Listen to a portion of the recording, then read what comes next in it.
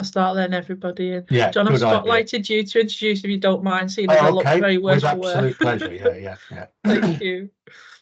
I don't mind keeping an eye on the chat for you, Claire, though, as always. Oh, wonderful. Thank you very much. Thank you.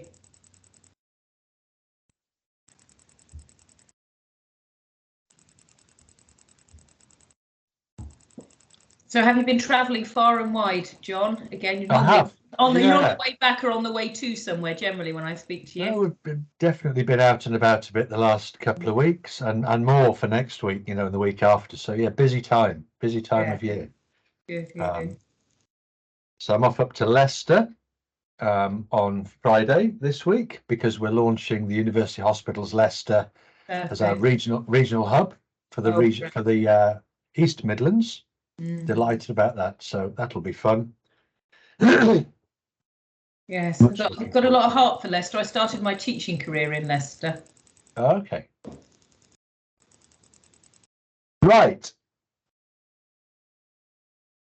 Ladies and gentlemen, hello. Welcome to the Institute of Health and Social Care Management.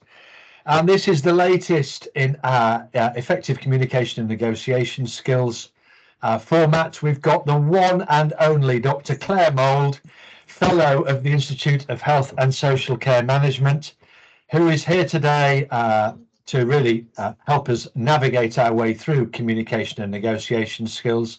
We have got quite a lot of you registered, and we haven't got everybody by any means here just yet.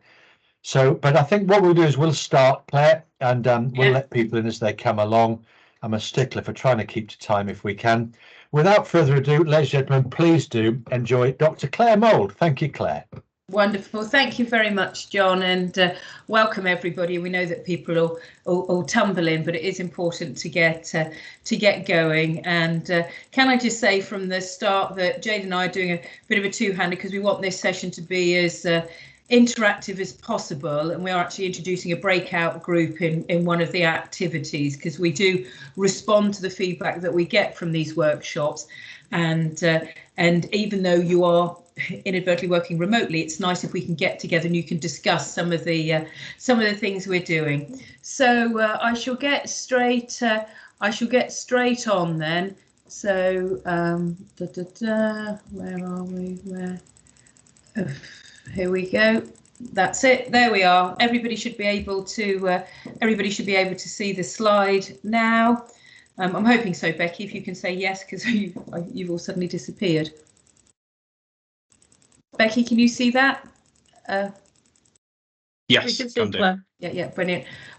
Sorry, Jade, I've just come out of a meeting with Becky. Sorry, Jade, I'm having a senior moment.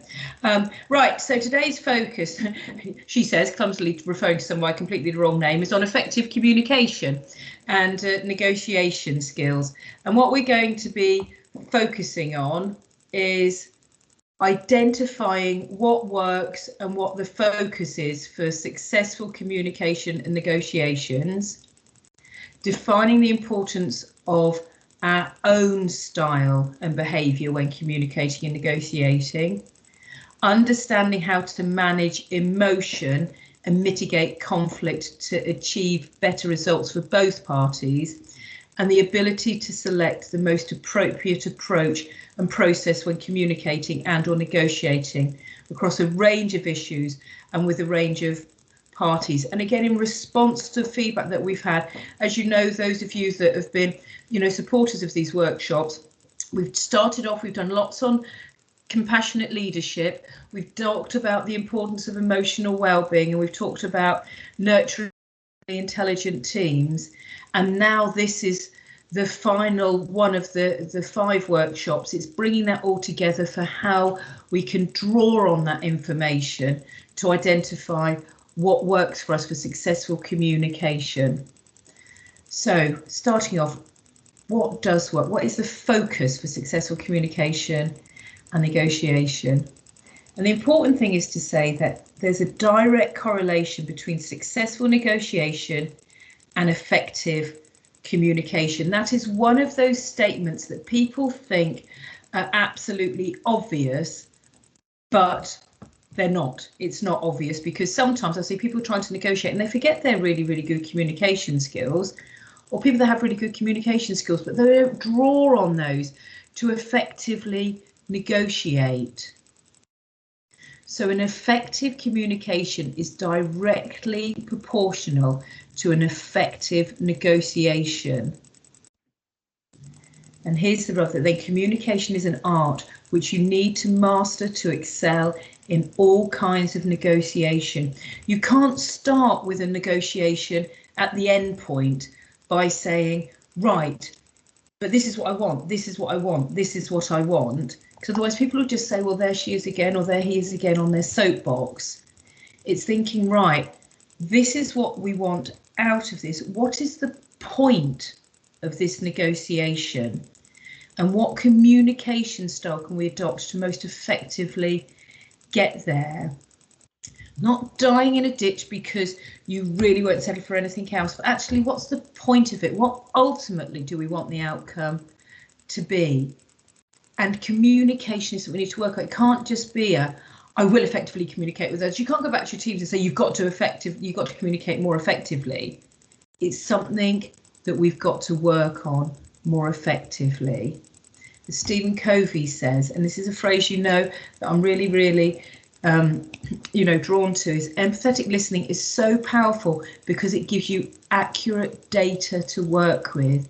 You're listening to understand. You're focused on receiving the deep communication of another human soul. Now, often when we go into a negotiation, we're so fixed on what we want to do. You go into that. I was doing some work with an organisation, a few months ago now, and the person said, but the thing is, though, I'm not taken seriously, and I can just tell that they're glossing over, and I'm going in, and I go in and I put across my points, but I don't feel they're listening to me.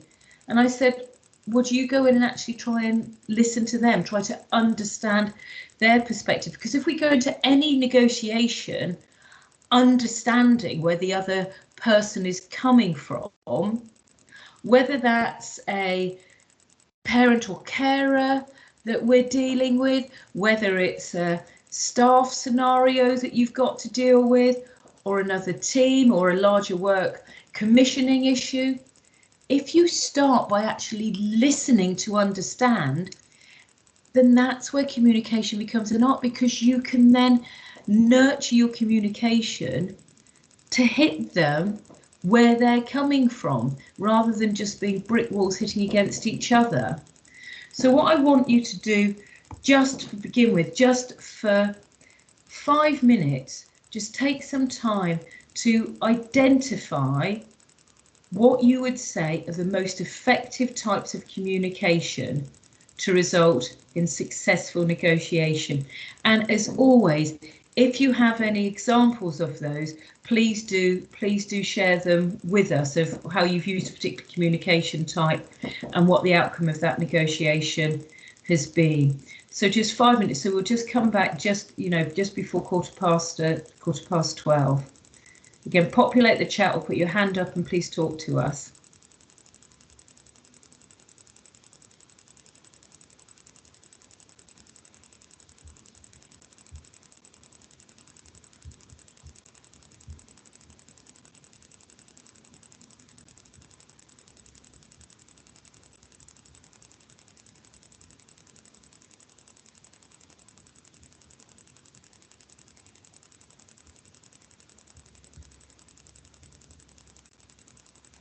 We've got Louise with a hand up. You want to bring Louise in? Oh, perfect. Yes, please, Louise.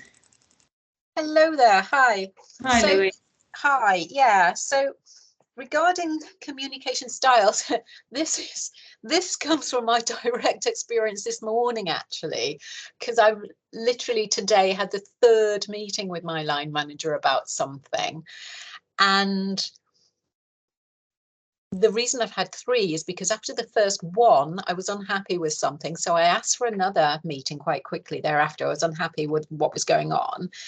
And today, in our 3rd meeting, she realised I still wasn't quite happy with a certain element, and I raised it again. And today she actually gave me the answer. So what I would say from that was the fact that something was important to me and bothering me, and yet I wasn't getting the answer.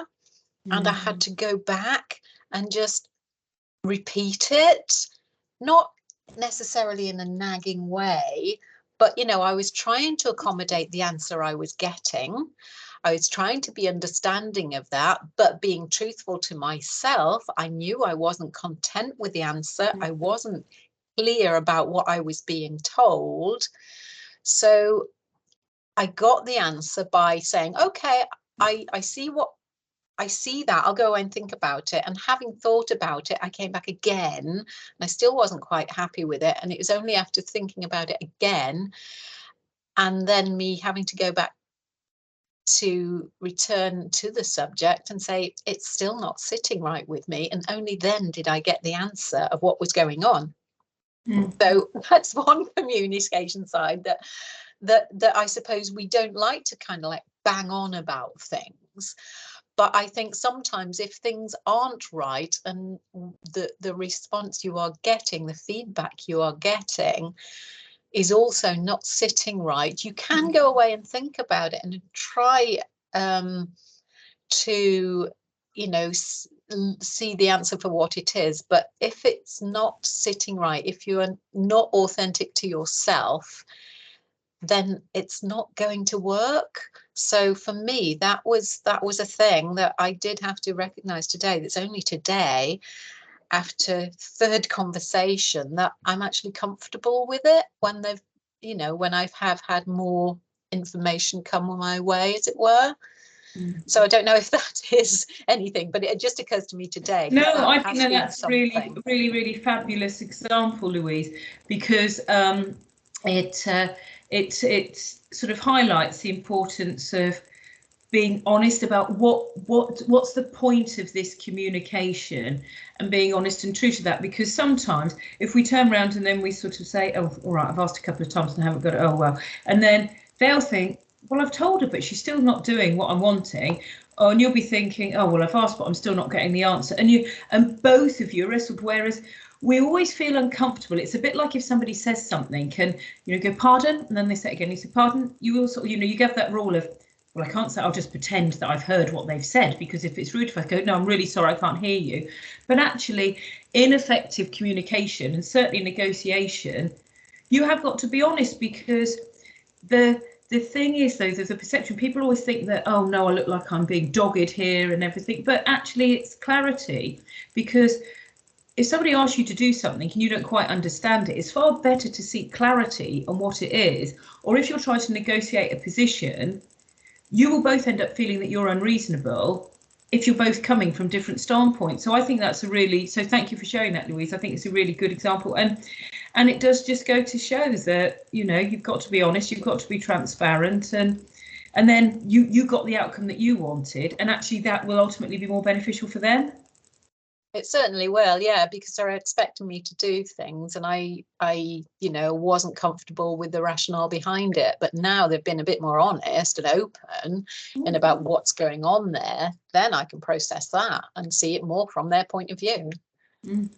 Absolutely. And I think that's also a key thing with communication, and certainly negotiation, is we might not always agree with the answer. We might not always be happy with the answer, but at least if we know what the answer is, that enables us for the next stage. I can see we've got a hand up. We've also got some messages in the chat. So Jade, did you want to manage it? Murray's got his hand up. Just brought Murray in for you, Claire. Wonderful. And then I go to the chat. Thank you. Hi, Murray. Hello.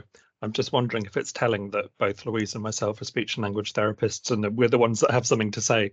Occupational hazard, I think. One of the things that I'm thinking about, which is very, very timely, about effective types of communication in negotiation, is emotion. And I think emotion, it's very difficult when people are using very strong emotive language towards you or against you to not take that personally, because it's instinctive. But I think keeping emotions in check and thinking about, your non-verbal in your non-verbal responses or actions as that may antagonize or irritate the listening party.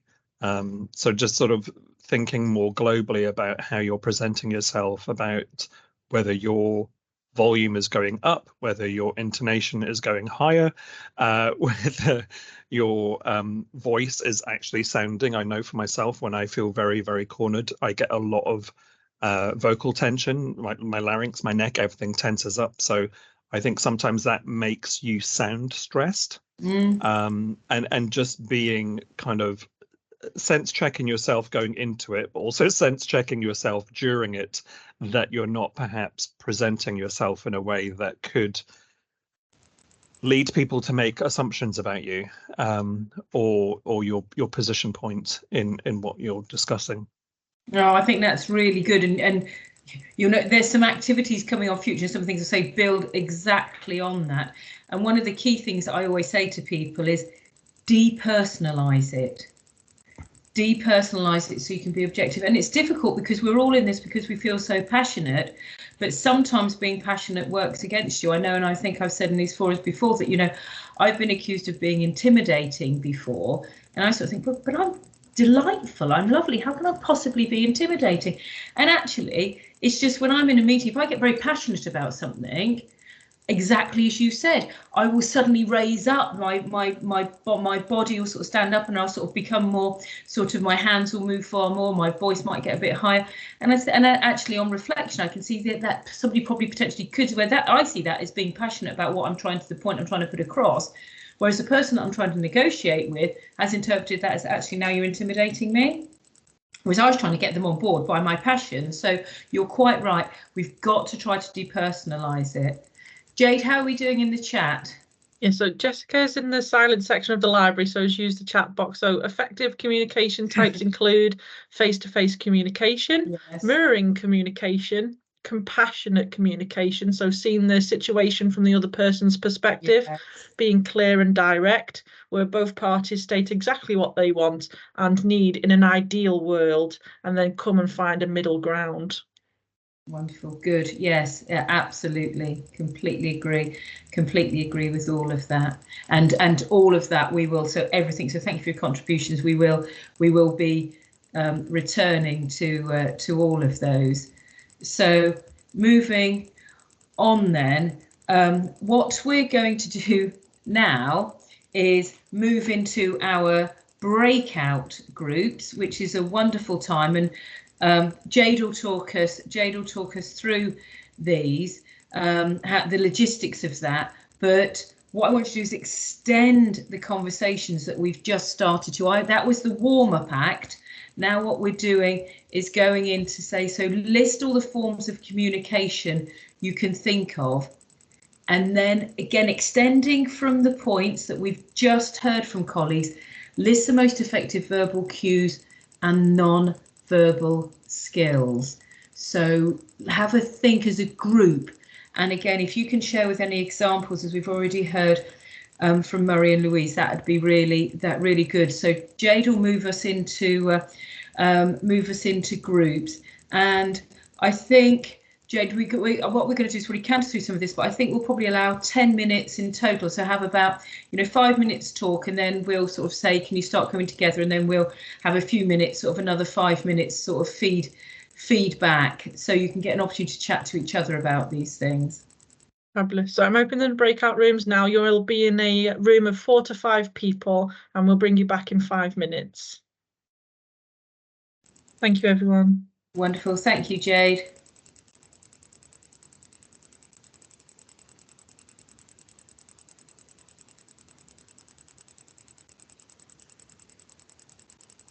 You may need to click a prompt to join the room if you're not automatically taken there. I can see everybody's moving. There we go. Okay. Fabulous. They go. Brilliant. Thank you. I'm glad you're there to do that. That was wonderful, because we had some chatting, and that's quite nice because it warmed everybody else up to the, up to the breakout groups now. Oh, I can see people are talking. That's good. Brilliant. Wonderful. Wonderful. It's yeah, it's quite nice that as each of these workshops have gone on, we're getting more and more contributions now. So I'm really pleased we're able to introduce the breakout groups. But you can see already that this is why it's such a good one for a face-to-face, because it's you know, well, people just you'd have those discussion groups anyway, wouldn't you, naturally, with people coming in and sitting at their table. And I think that's the beauty of particularly virtual, is you don't really know a lot of people, so it almost sort of forces you to be a good communicator, because you've not spoken to that person previously and they don't know your sort of background and your thoughts and your feelings. So yeah, absolutely. And what is quite nice as well in the breakout group, because you always have the people that are actually good communicators or competent communicators that put their hands up, and like Murray said, and I noted that, and he said, oh, it's funny that, you know, we're both the two speech and language therapists, but some of the other quieter members in a group are more likely to come through. And when we're talking about listing effective communication skills, what I'm hoping for is they'll come through things that actually there are ways in which you can communicate support, and you know, well, you know, just by the body language and the way that you're, you know, positioning yourself, that actually you don't have to be the most confident verbal communicator to be a good negotiator. I'm just sending a message to the groups because one of them's typing in the chat what the task was, so just in case anybody's joined and not noted it. Yeah.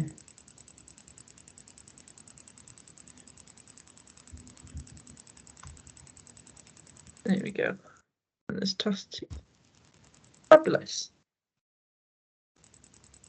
Yeah. We've got a new person joining us. Assign you to a group. So I think there are only the two of them in there. Oh no, I think you've come back from a breakout room. Are we back already?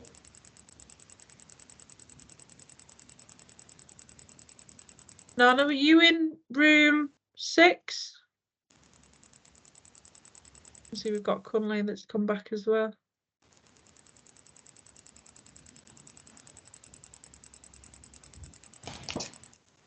Hi, Cunlay.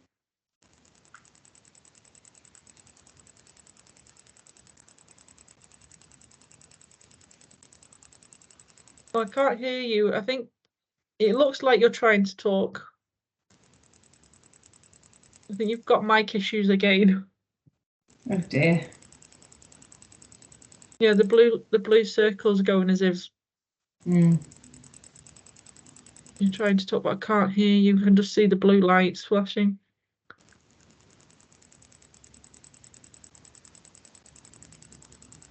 Can you use the chat box?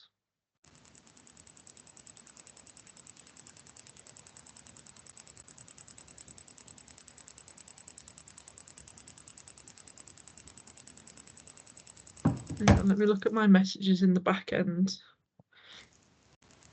We're coming back in 2 minutes anyway. Yeah. 3.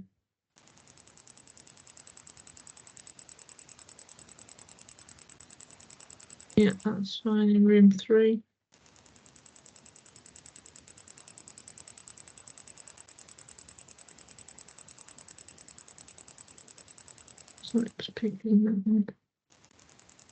We're coming back in 1 minute anyway, so both of you can just stay where you are. That's fine.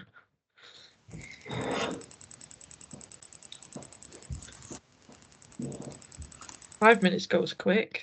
Oh, it really, really does. I'm just conscious of that's the thing with a power hour, isn't it? That it just, you know, you've got to keep it. It's whetting the appetite, isn't it, for something, you know, for further discussions almost. Yeah. I think what's good as well, Claire, is for those that might not be able to feedback everything that's said, is that we've got a log of everything, so we could use that in sort of a follow-up session to say here or what was identified by the delegates from previous. Yeah.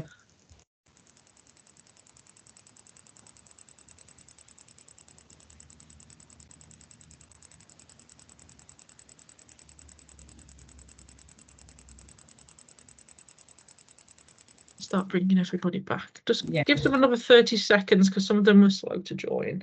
Yeah. like I say, some of them, by the time you've gone around and introduced yourselves, and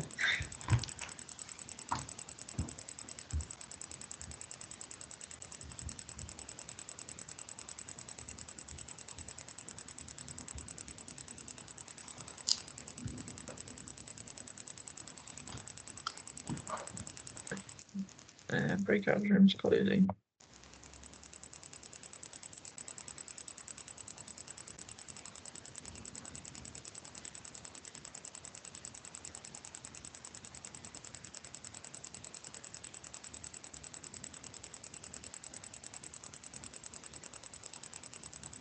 There you go, so I'm closing the rooms.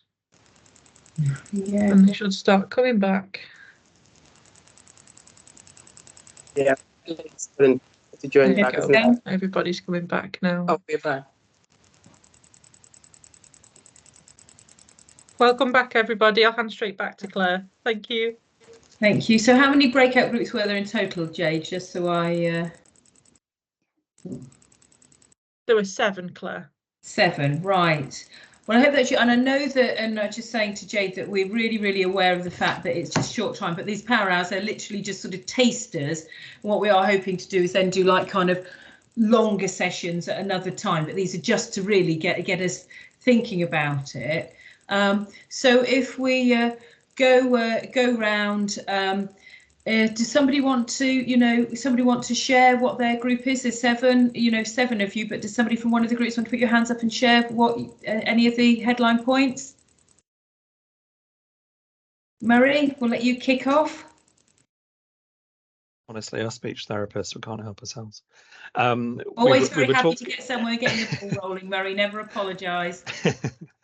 We were talking about the different sort of modalities of communication, and obviously verbal, face-to-face, Teams, telephone, written, maybe the curses of text messaging and emails, because obviously things can be interpreted all sorts of way, and although they're efficient and effective, they're possibly not always the best way to start a negotiation or something. So ideally face-to-face.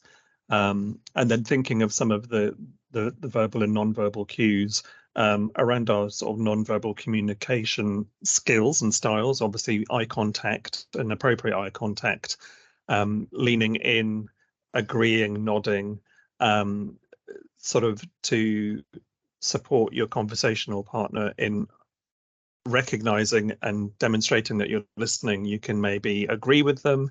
If you agree with them, you can maybe ask for clarification if there's something you've not understood, reflecting back, so summarizing, just to make it clear what you've said is X, Y, and Z. Is that right? So there's a number of things you can do to kind of demonstrate positively sort of verbal and non-verbal cues. So there were some of the headlines of what we were discussing. Great, and and it is that marriage of sort of like the non-verbal and verbal, and sometimes the non-verbal stuff, and again we'll come to that, the non-verbal stuff can be more telling than the verbals. Some group 7 pop up in the chat. Would you like to share? That was So team 7, they talked around meetings, coffee breaks, using post-it notes, after work activities, team catch-ups, directorate sessions, events. Claire, did you want to elaborate on that? We faced a small challenge in that we were only 2 people and the other person had a problem with their microphone. oh, So talking about communication, very apt. you're very on brand. Yeah, we went a little bit old school. We were typing. So there's another form of communication. Brilliant. Thank you, Claire. And the thing that Claire and colleague, sorry, who was the other person? Let's name them, as there's only the 2 of you. Justine and Bang. Claire and Justine, thank you for that, because what I liked about that is the whole cross section, which is leading us to believe that like different forms of communication work for different people, and having that whole variety of measures is really, really important. Group 3, we had Hamid, Ruth and Louise. Did one of you want to feedback from that group?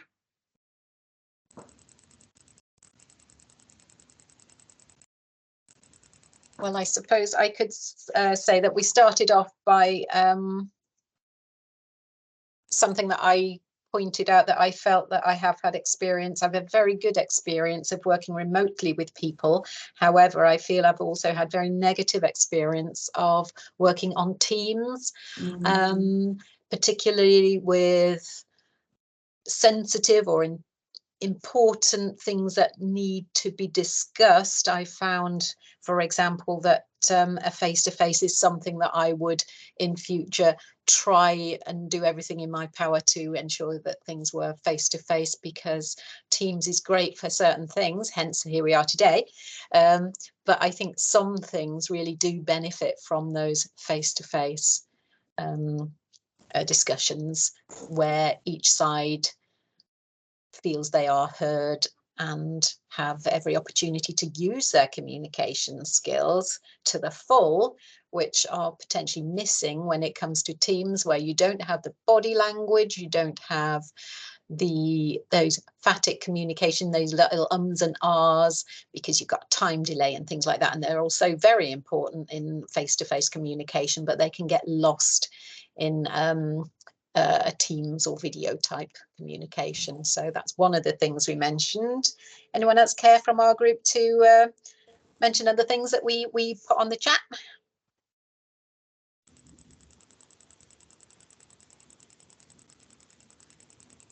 No, that's fine. Room 4 had communication issues, it seems. If one of you would like to feed back to us and tell us how you found that. We've got Jessica, Sarah, Susan, and Benwala. Hi, I can give a little bit of an update. Maybe just an example of how communication can impact the output of a task, because we had kind of one person at Jessica, I think, is in the library, so unable to speak, so she was using the typing, and then I think Cassim was in an environment that was difficult also to speak, so he was moving around and muted. So I think I was the only person kind of speaking in the end, which is a great example of how difficult it can be, I guess, when you're all expecting a different form of communication and expecting to use multiple ways of communicating as well. I agree, and I think that that's then sort of marrying that with the previous group's comments. I think that what's showing is the importance of, as we said before, about sort of nurturing the variety skills, but also it is that expectation and what people feel comfortable with and what is appropriate at that time.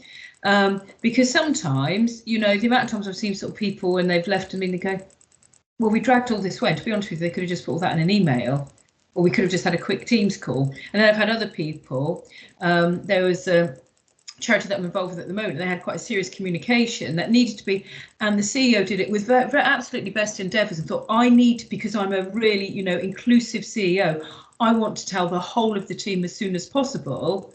So did a Teams meeting that evening. But then what happened is the feedback, it was a shame because he did it with best endeavours, but was, do you know what, something as important as that, I thought he would have bothered to come and tell us face to face. But the reason he did it was because he wanted to let everybody know as soon as possible, whereas actually it would have been better in this case to make the call to say, actually, I can't do it tonight, but let's arrange getting everybody together in 2 days' time to tell them, because they'd appreciate that. And as you say, with texts and calls, it's you know, you have to be very, very careful. And then finally, then before we move on, because I'm conscious of time, is again, it's that, what do we expect out of that? Like today, we've just sort of sprung this on you, and most of you think, well, no, that's fine. I don't have to have my camera on. I don't have to be, you know, I don't have to say anything. So I can do it in a library. I can do it in an environment that's, you know, not disturbing anybody else. And then suddenly, we out of the blue from a communicates, and we say, oh no, go into breakout rooms. You know, you weren't expecting that. And that is the piece that if you're looking at, you know, effective negotiations, everybody who goes into that, they need to know what the expectation of them is. What is the expectation of this communication? So thank you very much. And I think we'll be doing more breakout rooms, won't we, moving forward? We try to improve as we go, don't we, Jade? So again, leading nicely on from what you've all discussed already, we're highlighting the significance of style and behaviour in successful negotiations. We heard about it just now. It's how you position your body, you know, making appropriate eye contact with people, you know, the integral importance of self-awareness, because again, sometimes it's about actually, how do I come across? Am I appearing intimidating and aggressive, where actually I just feel that I'm being passionate? Am I trying to make eye contact with somebody and actually they're finding that quite uncomfortable? You know, we've got to be aware, because we get into the grooves of how we feel, that, you know, oh no, but that's fine, but we're not always aware how we make others feel. And the important thing, this always makes me smile, this statement, is people who can't communicate always think it's an argument.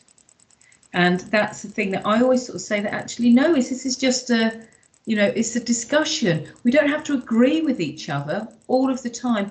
You can have a really strong conversation that not everybody's going to agree, but it doesn't mean it's an argument. It means we're actually recognizing and listening, but you have to have decent communication skills.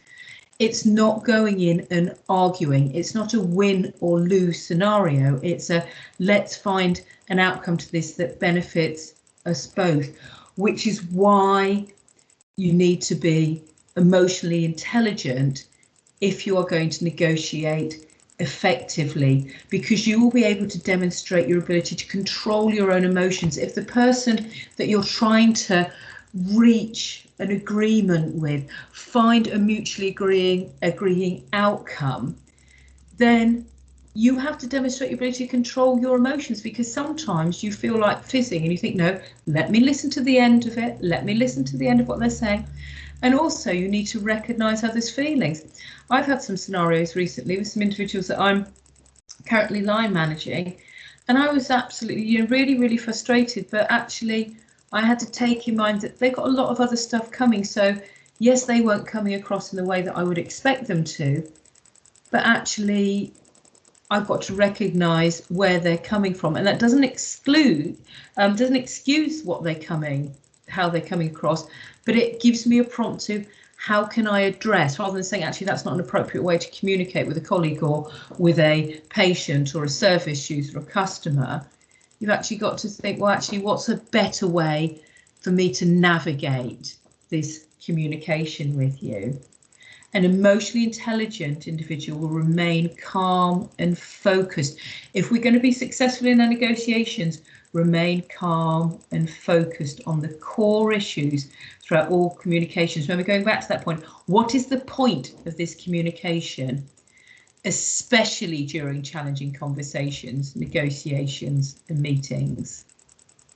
And they're skills we have to practice. As Carl Rogers says, we think we listen, but very rarely do we listen with real understanding, with true empathy. Yet listening of this very special kind is one of the most potent forces for change that I know, because so often when we're going into negotiations, you're listening to think, well, how can I put my point across then? Not to genuinely understand and to empathise with them, but right, this is my moment to get in and say what I want out of this. You've already made your mind up. You've potentially in the shower that morning, you've rehearsed what you're going to say. So you're not really listening at all.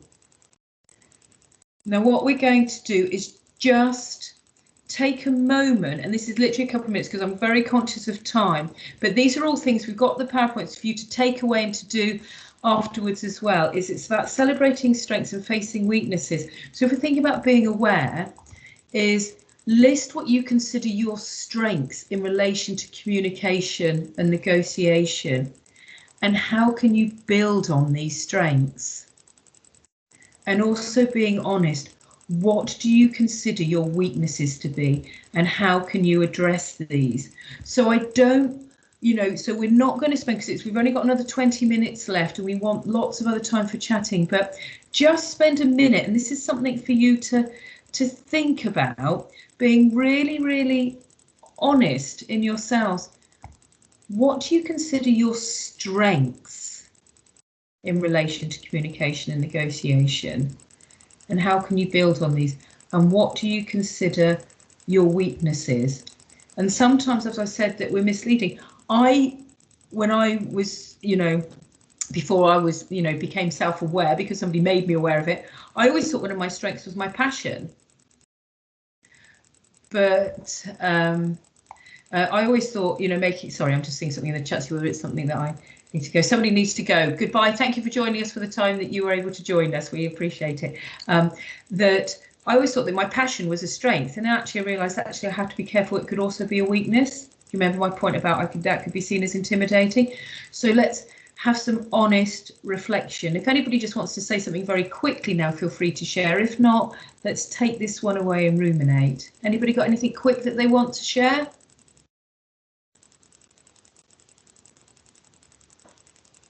No, that's absolutely fine. I just wanted to give you the opportunity again. Just think about that. And also, I was about to say it's a fun thing to be, but that sort of makes my definition of fun is possibly different to other people's.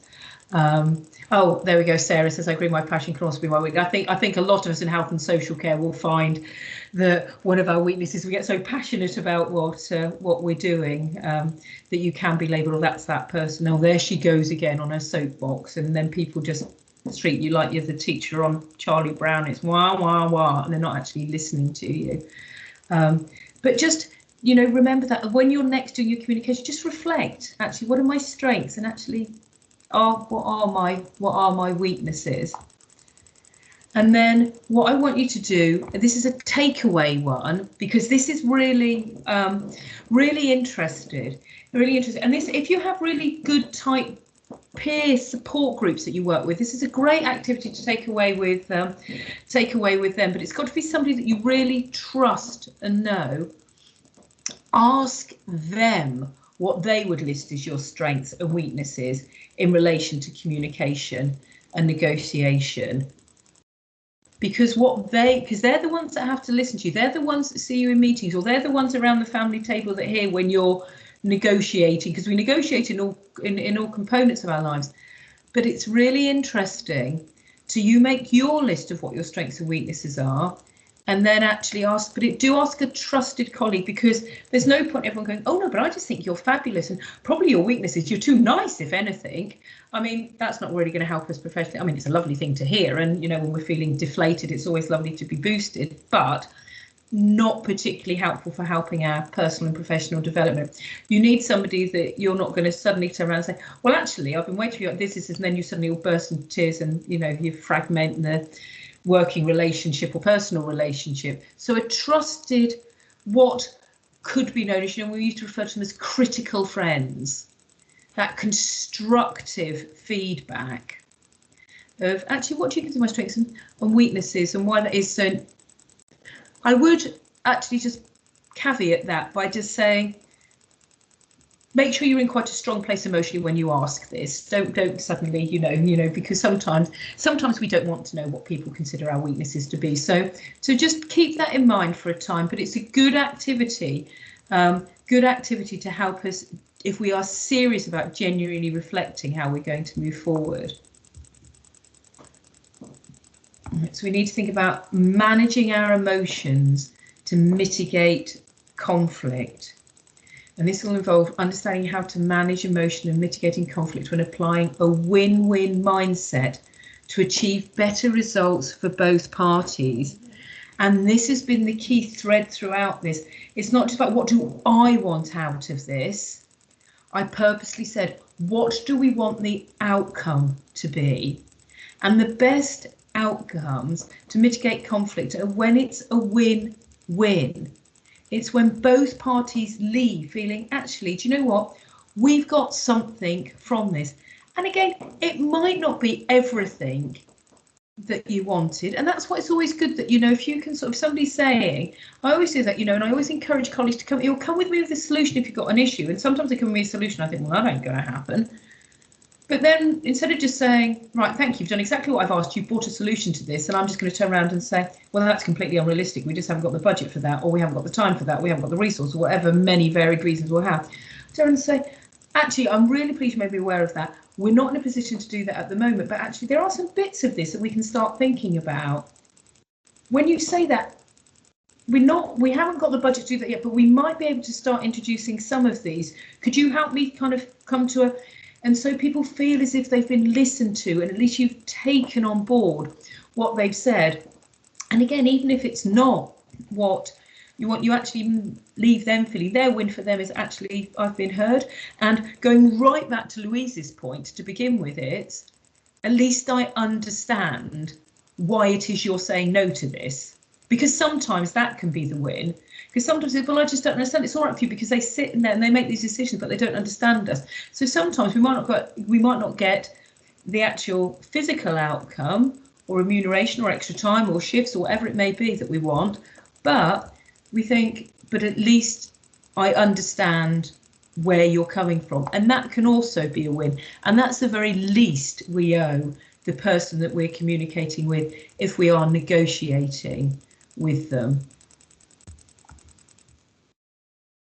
And so we reiterate the significance of empathy and emotional intelligence in managing emotion and mitigating conflict if you're going to be successful.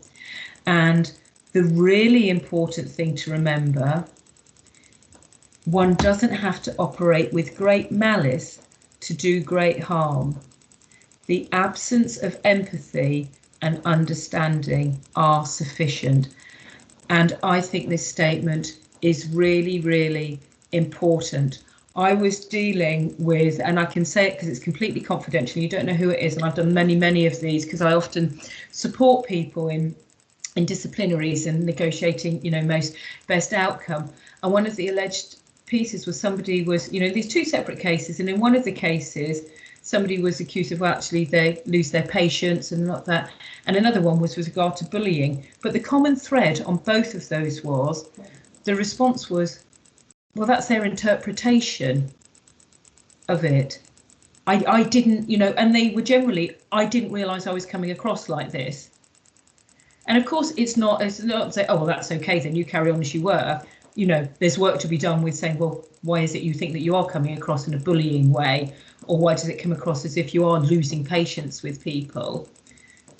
But it is interesting to say then it's that bit that, and they would completely concur with this, that because they are, they're both of these people work in health and social care, they certainly aren't malicious in any way. They're passionate about their jobs, and I suspect most of it is actually because they're they're overtired. They've been doing long hours, they've picked up extra shifts.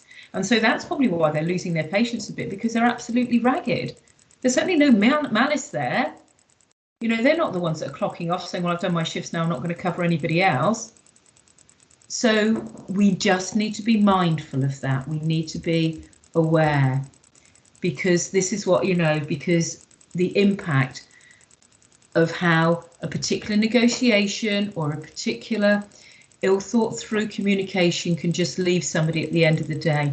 And we've spoken before in these workshops about the dramatic increase in stress levels, and we are seeing it within health and social care, and it's that drip of the impact that it can have on us. So what do we need then for effective communication negotiations? Integrity. You need to act with integrity, coming from a really clear, decent place. This isn't just about me getting the best for me, actually. I'm going into this in an objective way. We need to be patient. Sometimes it's not just the time, and it might be just because somebody's in a library doing something, somebody can't mute, so and rather than getting annoyed saying, well, I thought we were going to discuss this at the meeting, it's about actually, come on, let's come back and let's regroup and have this conversation another time, because we're all tired or we just haven't got the time to, let's regroup on this one. You've got to be patient. An effective negotiation outcome can't come through, it can't be time framed specifically. Responding rather than reacting. Reacting is that, the piece where somebody sends something through and you've already made up your mind before you go into the communication, before the negotiation, go, well, that's not going to happen. And we do that more subconsciously than we think we do. You actually react to things. Again, it comes back to the point of depersonalizing it. Well, I can't believe. Do you realise how much time I've already spent with them? And they have the audacity to come back and do that. Well, this is the last straw. Or actually, how can we respond to them in an effective way? Persuasion. It is an element of persuasion. How can we persuade somebody to say, no, but honestly, if you listen to what I've got to say, this is what, you know, this is what the outcome will be. Just take the time and just listen to what I'm saying, and doing that in a way that you can actually persuade people. It's not, remember, that's not manipulate people, but there is an element of persuading them, because you have got to put your position across. Adaptability. You've got to be fleet of foot in a negotiation. You've got to be thinking about, right, okay, I can see this isn't going quite the way I wanted. How can I be adaptable so we can still get something out of this worthwhile? And finally, rapport building. That is so very important, to build a rapport, not burning bridges. I was on a call just well, not very long ago before I came into this, and somebody was saying that, and someone turned around and said, well, if that's the case, we might as well terminate the call. And I thought, well, that's not very useful, is it? You know, because where do we go? Where, you know, everyone just, you terminate, where do we all go from there? Yes, tempers were raised. Yes, people had got, you know, frustrated, but you'd be far better saying, look, everybody's incredibly passionate. Let's just take a breather. Let's regroup another time. How many times we just say, well, there's no point in having this, or even we preempt it, so there's no point talking to them because they just won't listen. That's not rapport building. How can we build? And again, see it as a challenge. It's like that piece when you sort of see somebody go, going to make that person smile by the end of the day. If it's the last thing I do, we all set these little personal challenges to get us through the day, don't we? You know, actually, how can I develop a rapport with this person? You know, and it's challenging, but that's why I said communication is an art. If we're going to negotiate with them, we've got to develop that rapport. So what we've got, the key components of communication and negotiation. Keep the message simple. Don't go in asking too much. Keep it incredibly simple, so there's clarity. Coherent discourse. Everybody understands what it is. Be aware of non-verbal communication. We've heard about that today. If you're going in there, you've got your arms crossed, and everybody says, oh, your arms crossed, but there are also lots of other ways. You know, I've had somebody before, I'm trying to talk to them and they're rolling their eyes, and I've had to say to them, sorry, can you stop rolling your eyes? And she said, oh, I'm sorry, it's just something I do when I get frustrated about things. And I go, well, it's quite difficult to try to sort of, you know, have a conversation with you when you're rolling your eyes. I'm not even finished what I'm trying to say, or you're sighing or something, you know. And again, we just have to be mindful of how we're coming across, but also we have to point out to other people about the importance of non-verbal communication. Show respect for the other person, empathy, flexibility, and also be open to feedback. Right, how do we, you know, how do you think that, you know, how do you feel after that, you know, where it's appropriate? Or say to colleagues, you know, if you're going in with somebody else, you know, go to, you know, somebody, you know, and say, you know, with your team, how do you honestly think that, you know, how did that go?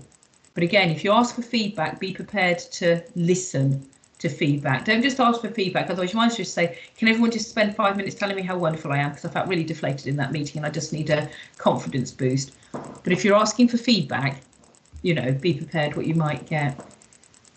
Claire, can I just stop you there before your next point? The slides haven't moved along for everybody. Oh, haven't they?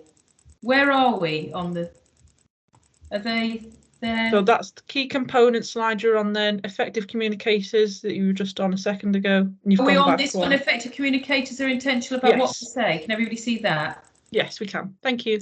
Oh no, thank you for doing that. Yes, I'm sorry if it doesn't. I don't know why, but yes, please do stop me and buy one as we go.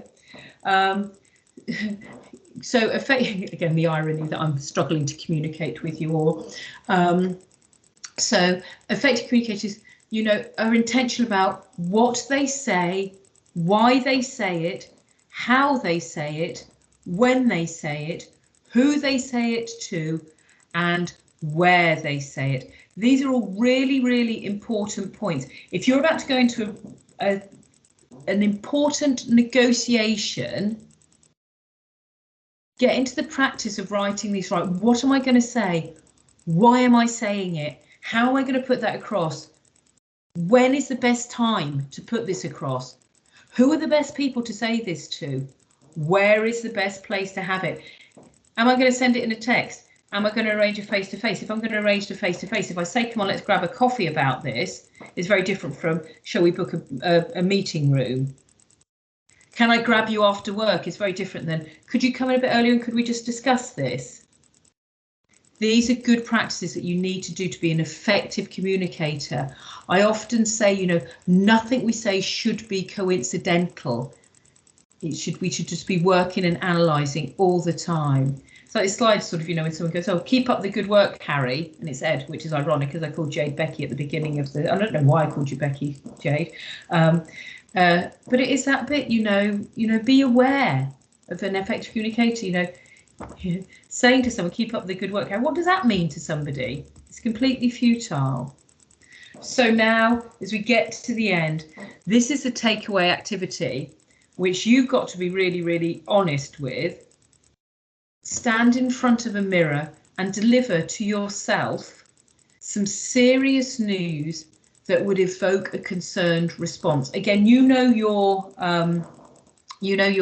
work scenarios, you know what that may be, you know what kind of serious news you have to give people, and it varies with regard to, you know, really high level life and death stuff, to saying to somebody, I'm afraid I've got to cancel your annual leave, but it's still serious.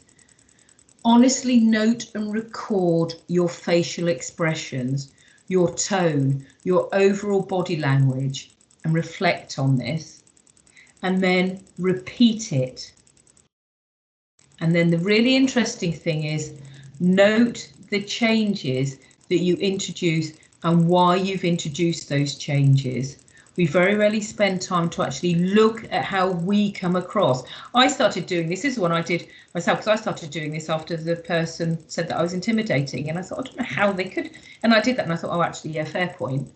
You know, I do come across a little bit. Yes, I'm leaning in, but am I doing it in a leaning in to listen to you or leaning in to intimidate you way? These are all in the PowerPoint that you get, so you have these to take away with you. And ultimately, as we all know, good communication skills are key to success. So that is the end of the slideshow. So I will stop sharing now. Are we all back in the room now? Which should be good. Again, I apologise, that was a whistle stop tour, as all of these things are, but I've left a couple of minutes if anybody has any further questions or points or prompts for colleagues to go away and think about that I haven't touched on, because you're all experienced individuals.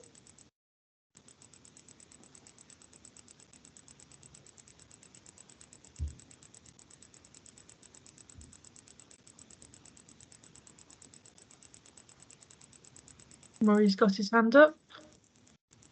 I was just wondering if there was any text or journal article, or I'm just thinking I did many years ago some master's level modules on sort of leadership and culture and behaviour, and I vaguely remember something around negotiation skills and things, but I don't know if there's any kind of text or reference that you could recommend or suggest that would be a good read or give a good overview, or I don't know, some nice case studies of good, yes, bad and ugly. There are many. I mean, what we can do, Murray, is maybe, you know, put some and then populate those and send those out, Jade, because you're quite right. What I tend to find, because the most frequent ones are just sort of looking at articles and what people have, you know, written, and then they're just sort of little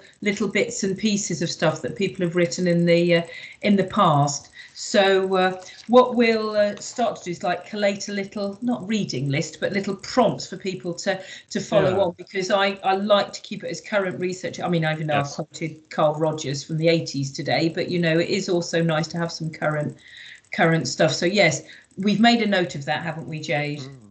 And, that'd be helpful, thank you. The note is, I've made the note, and then Jade will prompt me to say, make sure you get that over. Right, we have a few people with hands up, so we will work through. So, Louise? I'll be brief. Just to say also how much I think sometimes we're talking about not getting emotive, but I think sometimes just to recognize the emotion and maybe come back to it and say, at the end of the last meeting, you know, we did talk, we came to this.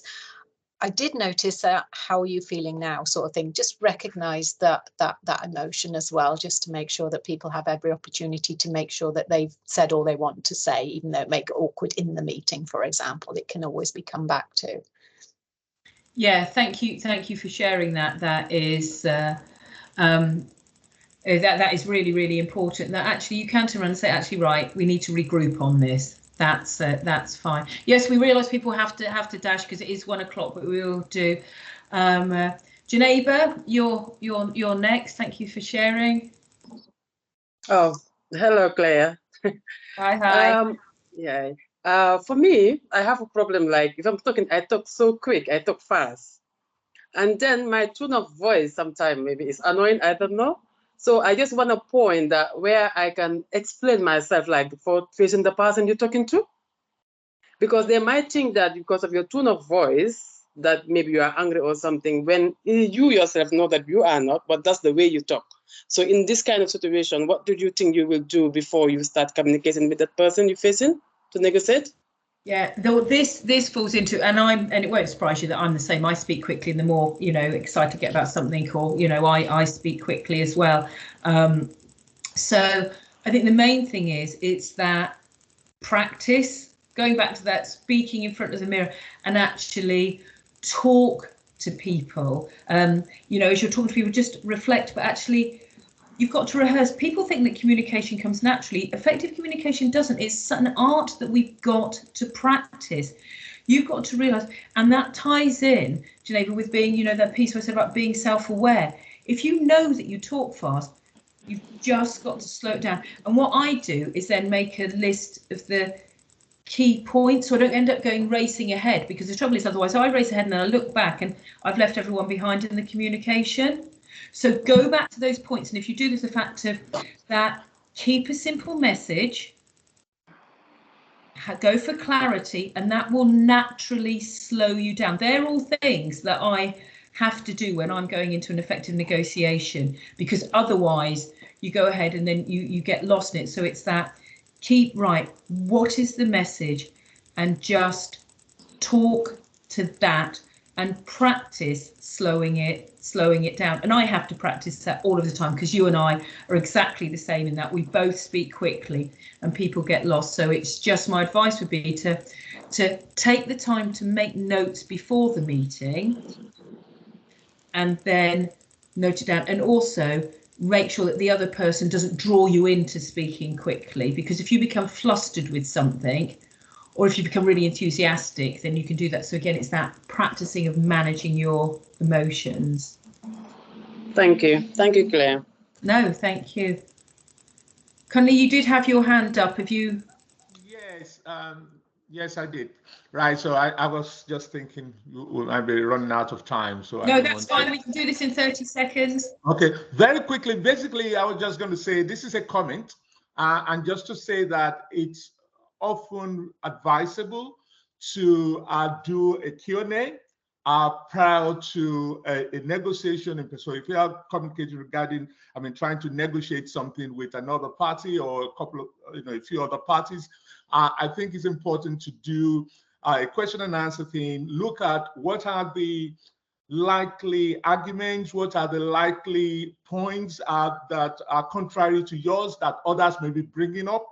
So by doing that kind of assignment, you kind of, yes, you have your own position that you want to bring across, but you cannot negotiate until you have a very good understanding of what are the other points that the other people may want to, what's the flip side of the coin. So by understanding the flip side, right, you can better assess and articulate your own and weigh. So, you know, you weigh, okay, this is the flip side, this is the point I want, this is the side I want to stick to. But when you have a better understanding of the flip side, it could actually moderate your own position, or at least enable you to be better prepared so you can almost anticipate some of the points that they will be making to you, because you've researched that. You know where they're likely to come from, and so you'll be able to, you are better prepared. So I think it's always, just I thought I would mention. No, that's a really good place to finish, actually, that you've got to spend just as much time preparing. And they're the sort of things when we do, because we are sort of exploring doing this in a sort of a longer day session. So I'm really pleased you brought that up. Thank you. Because the worst case of scenarios, if you just turn up and it's just right, so what are we, you know, you don't want any surprises. You don't want any surprises in effect. You know, again, it's about managing expectations. So you're quite right. Make sure that everybody's positions are clear and you've got a clear agenda as you go into that negotiation. So thank you very much for sharing that. That's a really, really important point. I apologise, we've gone 5 minutes over. But as always, do sort of hook in on me if you want to sort of ask any questions subsequently to this. And Jade and I are always very open to developing, and we are hoping, Jade, aren't we, that we can extend this in a longer format, because there's some brilliant activities that you can do, but we need a couple of hours to get into them. Exactly, and thank you so much, Claire. So this is coming to the end of our 5 workshops that we've had with Dr. Claire Mould. As Claire said, we will be booking more in with Claire when those sessions are available. You'll be notified so that you can enrol onto them. We'll be looking at doing in-person delivery and longer online delivery as well. You'll receive a copy of today's slides and the recording link, as well as a short survey for some feedback to help inform future sessions. But thank you so much for staying on for those extra 5 minutes today. Really appreciate it. It's been really useful for me and Claire to hear your thoughts and feedback. And just thank you so much. Enjoy the rest of your week, and we'll see you at another IHSCM event soon. Thanks all. Take care. Yes, thank you. Thank you, Claire. Thank you. Thank you very much. Thank you, Jade. Bye. Bye, bye, everyone.